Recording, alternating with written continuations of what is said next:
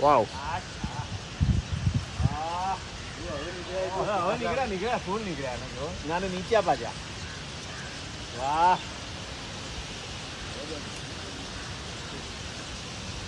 ગજબ.